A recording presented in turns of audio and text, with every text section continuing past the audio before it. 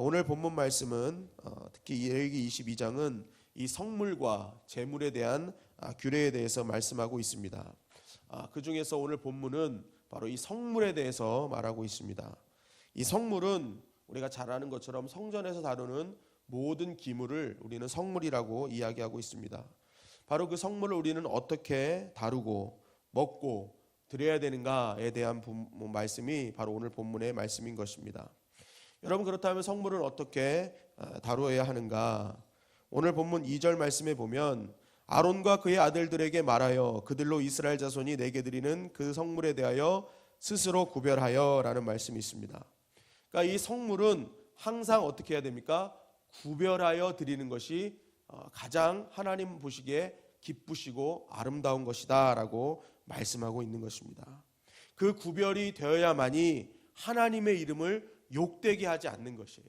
그래서 하나님은 철저하게 성물만큼은 구별하여 드리고 구별하여 따로 있게 하는 것이 하나님의 방법이었습니다. 여러분, 하나님께 드려지는 모든 것들은 반드시 구별되어야 되는 줄 믿습니다.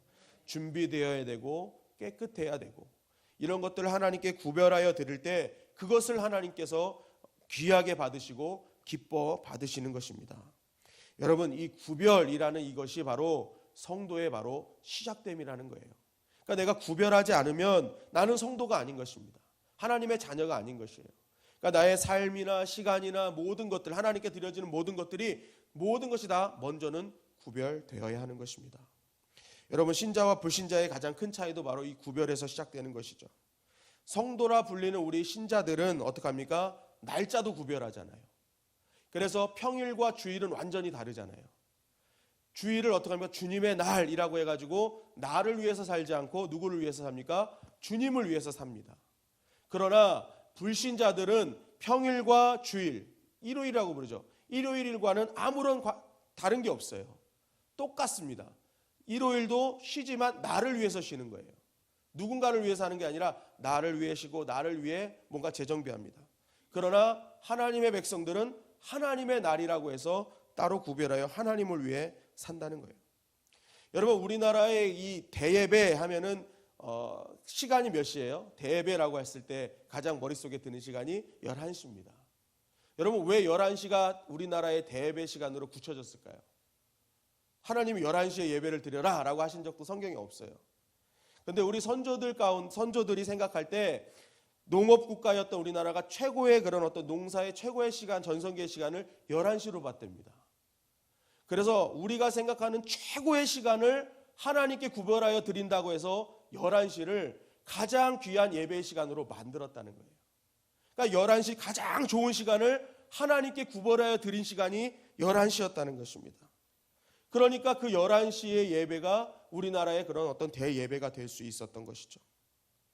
여러분, 그래서요, 참 신자는 항상 이런 구별된 마음이 있어야 되는 것입니다.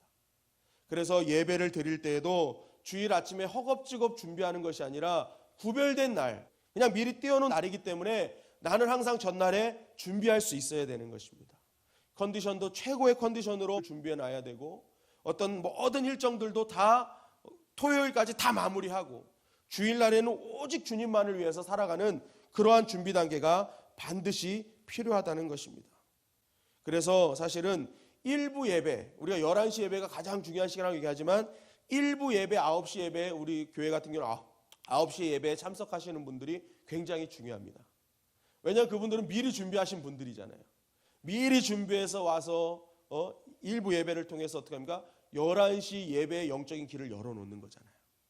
그러니까 미리 와서 준비하고 미리 와서 예배의 길을 열고 영적인 분위기를 연다는 것은 굉장히 중요한 것입니다. 그래서 일부 예배에 참석하시는 분들은 11시 예배가 그렇게 귀한 시간이었는데 그럼 나도 11시로 갈까 생각하지 마시고 내가 그 귀한 시간을 여는 자구나. 내가 미리 준비해서 여는 자구나라는 그런 자긍심을 가지고 더 철저하게 일부 예배를 준비해 주시기를 간절히 바랍니다. 그럴 때 우리 주님의 영광교회 9시 예배, 11시 예배가 하나님이 기뻐하시는 예배가 되는 것입니다. 여러분, 우리는 날짜도 구별해 놓는, 시간도 구별하고 물질도 구별하잖아요. 그러니까 진짜 바른 신자는 이런 구별된 것이 확실히 있을 때 진짜 하나님의 백성이고 그것을 하나님이 깨끗하고 거룩하다라고 말씀하시는 것입니다. 그렇다면 우리가 하나님께서 구별하라고 하시는데 우리가 어떻게 구별되어질 수 있을까요? 오늘 본문에 보니까 핵심 단어는 접촉이었습니다. 접촉. 오늘 4절 6절 말씀에 보면 아론의 자손 중 나병한 자나 유출병자는 그가 정결하기 전에는 그 성물을 먹지 말 것이요 시체의 부정에 접촉된 자나 설정한 자나 무릇 사람을 부정하게 하는 벌레에 접촉된 모든 사람과 무슨 부정이든지 사람을 더럽힐 만한 것에 접촉된 자 곧 이런 것에 접촉된 자는 저녁까지 부정하니 그의 몸을 물로 씻지 아니하면 그 성물을 먹지 못할 것이며 계속 뭐합니까? 부정한 것과 접촉한 자는 하나님의 성물을 먹지 말아라. 부정한 것과 접촉한 자는 하나님께 나오지 마라. 계속 그것을 강조하고 있는 거예요. 결국 이 말씀은 무엇입니까? 우리가 삶을 통해서 무엇과 접촉하느냐에 따라서 내가 구별되었느냐 아니냐가 완전히 결정되어진다는 것입니다. 여러분 아브라함 조카 롯이 왜 아브라함과 같이 본토 친척 아비 집을 떠났음에도 불구하고 결국 아브라함과 다른 길을 걷게 됐습니까? 이 롯은요 소돔과 고모라라는 악한 곳에서 악한 것들과 접촉했기 때문에 그래요. 그러니까 하나님 보시기에 그것은 악한 것입니다. 여러분 사울 왕이 하나님께 기름 부음 받았으면서 이스라엘의 1대 왕이 됐어요. 그럼에도 불구하고 왜 하나님의 길에서 멀어졌습니까? 그는 악신과 접촉하는 자였고 결국에는 무당과 접촉하잖아요. 하나님의 사람인데 계속 접촉하는 게 달랐어요. 그러니까 결국 그는 하나님의 길, 여호와의 길, 다윗의 길로 가지 못하고 결국 여로보암의 길로 가게 되온 것입니다.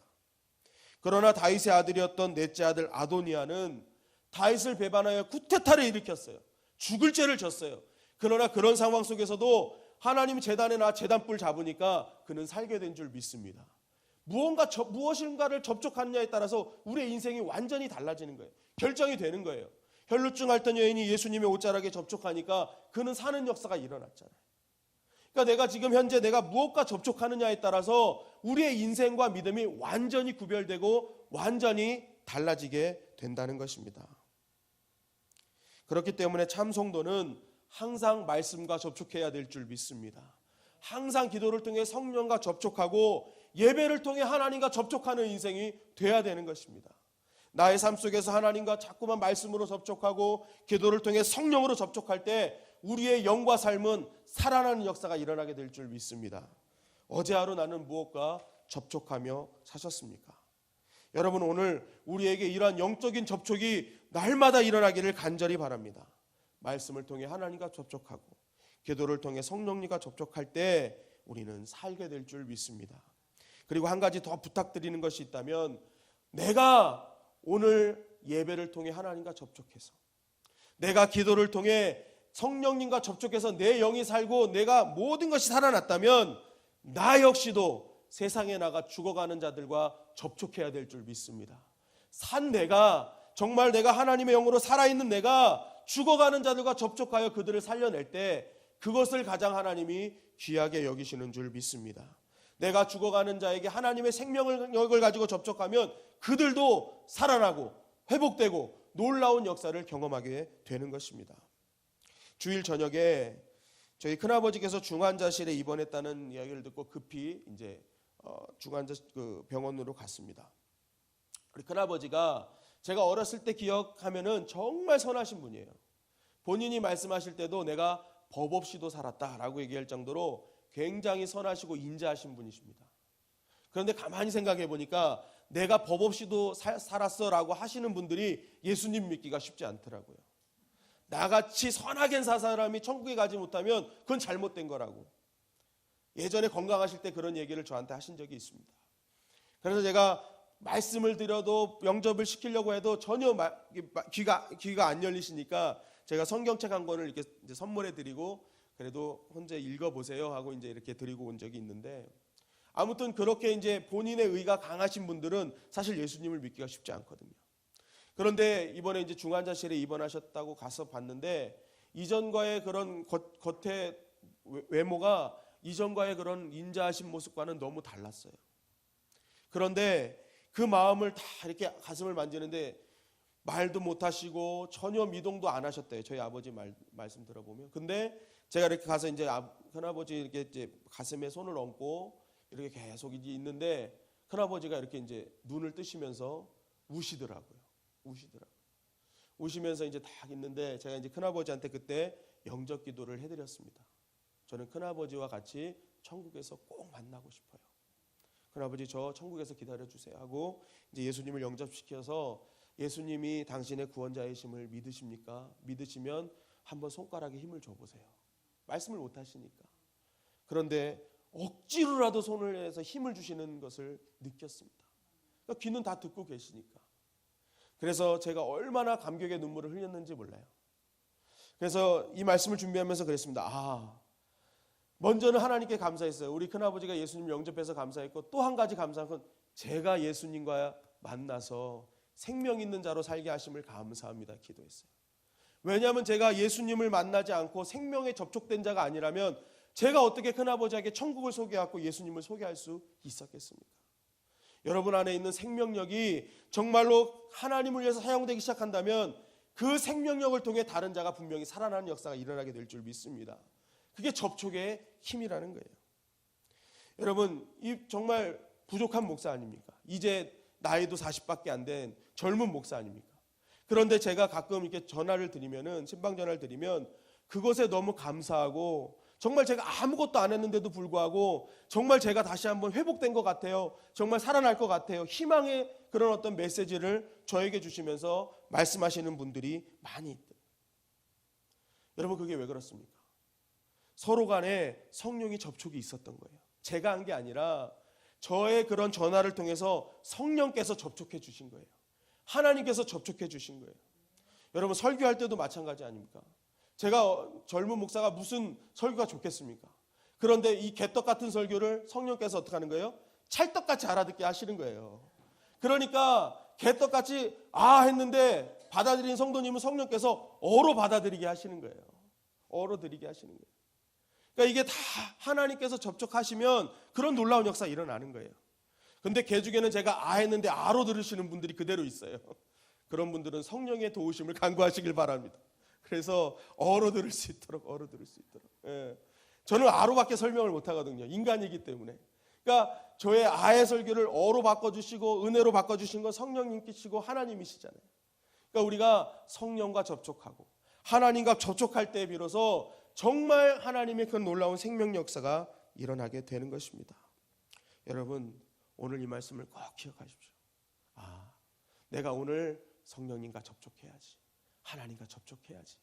그래서 살아나야지. 그리고 그 생명력을 가지고 죽어가는 자들과 접촉해야지. 그 접촉의 힘을 가지고 하나님은 놀라운 하나님의 나라를 확장해 나가실 줄 믿습니다. 여러분 오늘 이 말씀을 꼭 기억하셔서 생명을 낳는 그 십자가의 은혜, 그 능력을 경험하는 저와 여러분들이 되시기를 주님의 이름으로 간절히 축원합니다.